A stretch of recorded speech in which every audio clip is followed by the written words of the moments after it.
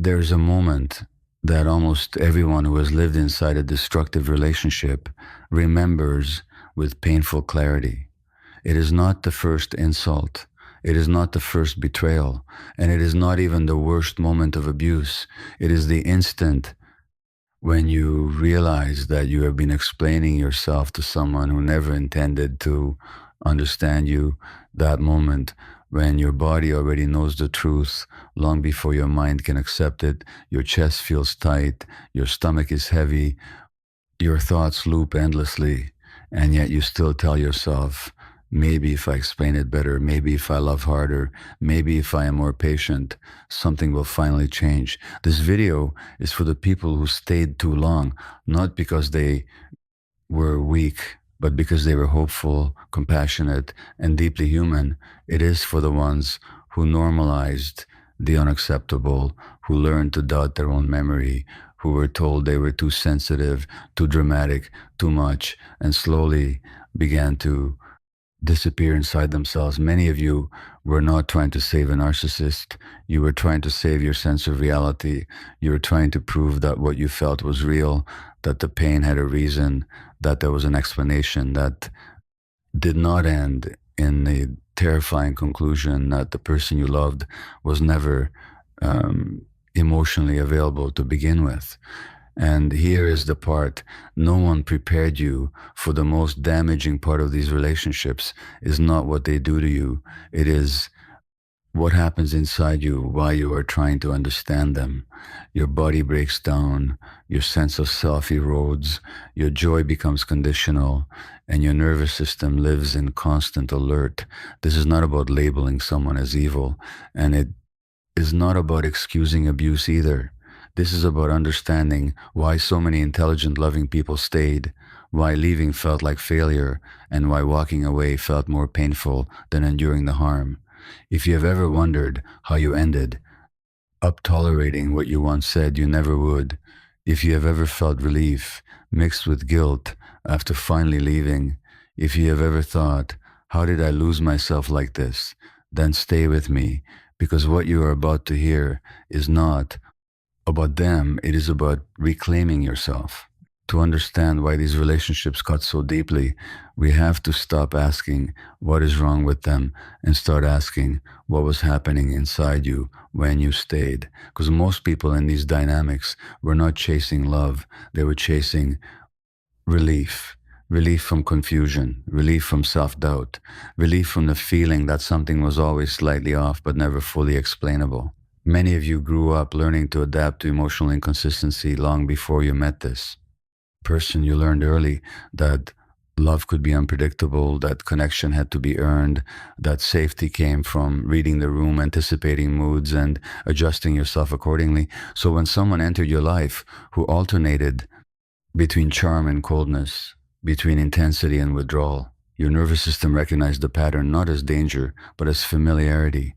This is how trauma bonds form, not through obvious cruelty at first, but through intermittent reinforcement, moments of closeness followed by emotional absence. Your body learns to crave the relief of reconciliation more than the stability of peace. And slowly you begin to confuse anxiety with passion, vigilance with care and endurance, with commitment. This is why so many people in the comments say, I normalized it. I thought it was normal. I did not even realize I was disappearing. Because when you are inside a trauma bond, your sense of self does not vanish overnight. It erodes quietly. You stop bringing up certain topics to avoid conflict. You shrink your needs to keep the peace. You explain away behaviors that would alarm you if they happen to someone else. And the most dangerous part is that you start doubting your own perception. You replay conversations in your head, wondering if you misunderstood, if you were unfair, if you overreacted. And when the other person denies your experience, minimizes your pain, or turns the blame back on you, your mind enters a loop, trying to resolve the contradiction between what you feel and what you are being told. This is not weakness. This is the human nervous system under prolonged stress. Many people shared that their bodies paid the price. Anxiety, insomnia, heart palpitations, autoimmune issues, even cancer. Because when the truth is suppressed emotionally, the body often speaks it physically. Your system is constantly scanning for threat, never fully at rest. And over time, that state becomes exhausting, and yet leaving does not feel immediately liberating. It feels terrifying because walking away means confronting the grief of what you hoped the relationship would be. It means accepting that the love you were working toward may never have existed in the way you imagined. And that realization hurts more than the abuse itself. This is why understanding alone is not enough, because insight without self-compassion can easily turn into self-blame. And healing does not begin when you finally see them clearly. It begins when you stop punishing yourself for not seeing it sooner. One of the most painful themes in the comments is not anger toward the narcissist, but anger turned inward people, saying, I stayed for decades. I waited for the wounded child to heal. I kept believing that love would be enough. Beneath those words is a quiet shame, a belief that leaving sooner would have meant strength and staying meant failure. But this misunderstands what was really happening. You were not staying because you were blind. You were staying because your nervous system was trained to associate love with effort and endurance. Many of you learned very early that connection required self-sacrifice, that harmony was maintained by silence, and that your role was to regulate the emotions of others at the cost of your own. This is why the hope never dies easily, because hope in these relationships is not abstracted, is wired into your body. Every small moment of kindness, every temporary softening, every apology that led nowhere reactivated the same old belief that if you just try a little harder, things will finally settle. The tragedy is that this hope slowly turns against you. You begin to measure your worth by how much you can tolerate. You tell yourself that leaving would mean giving up, that it would prove you were not patient enough, not loving enough, strong enough. And when friends or family minimize what you are experiencing or tell you that you are exaggerating, the confusion deepens, because now the gaslighting is no longer just coming from the relationship, it is coming from the world around you. This is why so many people describe a sense of isolation even while being surrounded by others. No one is fully seeing what you are carrying. And the longer this goes on, the more your inner voice weakens, until one day you realize you are no longer asking, what do I need? You're asking, how do I avoid upsetting them? And here's where the body often intervenes, because the body does not negotiate the way the mind does. When you ignore your boundaries emotionally, your nervous system remains in survival mode. Your digestion changes, your sleep deteriorates, your immune system weakens. Many commenters describe serious illnesses appearing after years of emotional strain, not as punishment, but as communication. The body saying this is too much, and still even then, leaving does not feel like relief at first. It feels like withdrawal, because trauma bonds operate like addictions. You are not addicted to the person. You're addicted to the emotional cycle. The highs, the hope, the relief after tension breaking away means facing emptiness, grief, and the terrifying task of rebuilding a sense of self that was slowly outsourced to the relationship. And this is where many people make the mistake of trying to understand the narcissist better, believing that clarity about them will finally bring peace. But understanding them without understanding yourself only keeps you stuck. Healing does not come from proving that they were wrong. It comes from recognizing what inside you was trying so desperately to be chosen, and learning to choose yourself instead. Another recurring pain in the comments is the shock people feel when they finally see the pattern clearly, not gradually, but all at once. Many describe a single sentence, a look, a betrayal, even a physical collapse that broke the spell instantly. And what is devastating about that moment is not just the realization of who the other person is, but the realization of how far you had moved away from yourself. People often say, I do not recognize who I became. I lost my personality. I became someone small and afraid. This is not because you were weak. It is because prolonged emotional unpredictability fragments the self. When you never know whether you will be met with warmth or punishment, your nervous system adapts by becoming hypervigilant. You start monitoring tone, facial expressions, silence, text messages, anything that might signal danger, and slowly your inner world becomes organized around anticipation rather than authenticity. This is why so many people say they felt relief mixed with grief after leaving relief, because the tension finally stopped, and grief because they had to face how much of themselves they had abandoned to survive the relationship. And this is also why seeing the narcissist appear happy or functional with someone else can reopen a wound. It triggers the belief that maybe you were the problem, maybe they changed, maybe you were not enough. But what you are seeing is not transformation, it is repetition, the same cycle, beginning again with someone new, because the core pattern has not been addressed. What changes is only the mask, and this is where it becomes crucial to understand. Something that is often misunderstood. Responsibility and blame are not the same thing. Acknowledging that someone's behavior is shaped by their own history does not mean you are required to stay available for harm. Compassion does not mean proximity, and understanding does not mean self-sacrifice.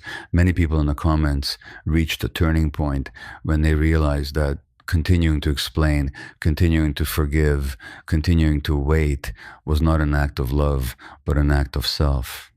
Abandonment and this realization is deeply destabilizing because it forces you to grieve not just the relationship, but the version of yourself who believed that endurance was love and that leaving meant failure, but walking away is not the end of love.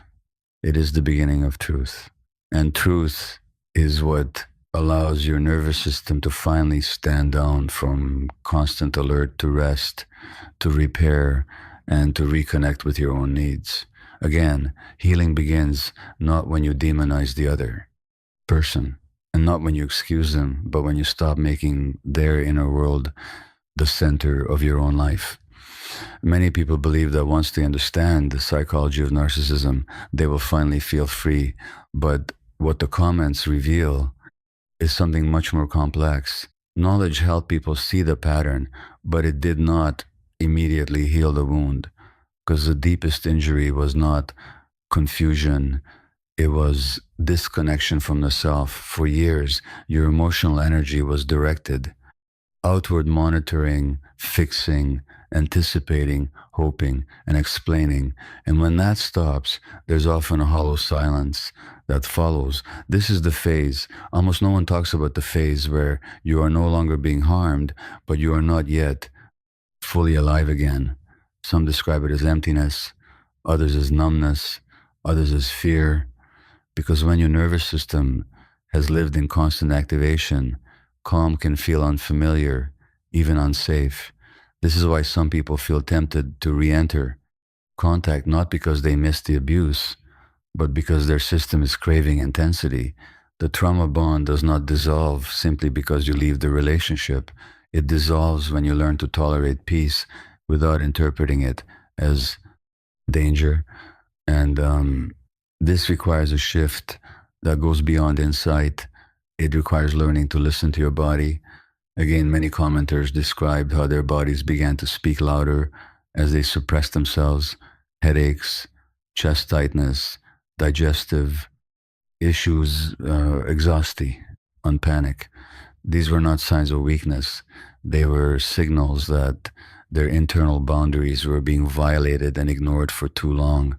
Healing involves learning to treat these signals not as inconveniences to override, but as guidance to respect.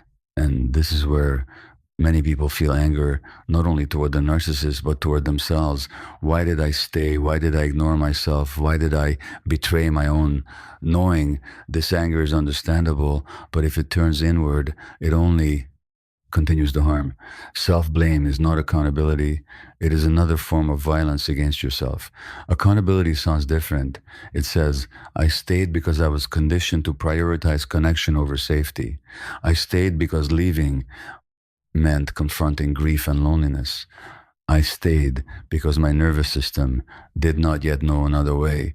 And this kind of honesty opens the door to real change because it replaces shame with understanding. From this place, boundaries stop being punishments and start becoming acts of self-respect. Distance stops being cruelty and starts becoming protection, and compassion stops being something you give away endlessly and becomes something you finally extend to yourself. Healing is not about becoming cold or closed off. It is about becoming so connected to yourself that you no longer disappear in order to be loved. If there's one message that echoes through all the comments, it is this realization: I cannot save. And them, and that sentence carries both grief and freedom, because for many people, letting go of the fantasy that the other person will change feels like giving up hope, when in reality, it is reclaiming it. The hope that was keeping you trapped was not hope for connection, it was hope for relief. Relief from confusion, relief from pain, relief from the constant inner tension. And once that hope dissolves, something unexpected happens. Clarity appears. You begin to see that the most dangerous part of these relationships was not the cruelty itself, but how much of your life energy was spent trying to earn basic human decency. This is why so many people say, I feel lighter now, even though I am still grieving, because grief is honest, it hurts, but it does not lie. Confusion lies. It keeps you spinning, second guessing, and shrinking yourself to fit an impossible situation. Freedom begins when you stop negotiating with reality, when you accept that someone's inability to be present is not a puzzle you failed to solve, but a boundary you were never meant to cross again. Leaving does not mean you stop caring. It means you stop sacrificing your health, your identity, and your future in the hope that someone else will finally see you. The body often recovers faster than the mind. Once you are out, sleep improves, appetite returns, anxiety softens, because your nervous system is no longer under constant threat.